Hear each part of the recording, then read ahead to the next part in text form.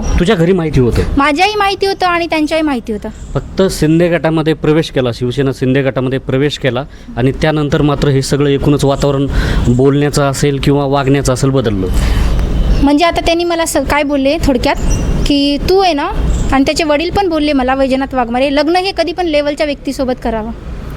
तर त्यांची जी लेवल आहे एकदम ते अचानक वाढली?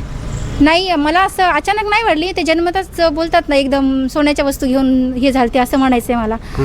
कसं असतं, प्रगती माणसाची होत राहते. आता ह्यांनी मला त्या लेवलचं समजलं, चला चांगली गोष्ट आहे, तुम्ही असेच वरती जात राहा, मला यात काय अडचण नाही आहे. पण कधी कोणालाही तुम्ही एवढ्या पायाखालचं नका ना समजू. मी तुमच्या मुलावर प्रेम केलं होतं, ठीक आहे, तर तुम्हाला माझ्या भावनांची कदर नाही आहे, तर कमीत कमी एका स्त्री जातीचा सन्मान तरी करा. तू वडापाव तळून खाणारी तुझी लायकी, तू आमच्या पोराबरोबर लग्न करणार का? आमचं घर कुठं, आमचं वर्चस्व काय?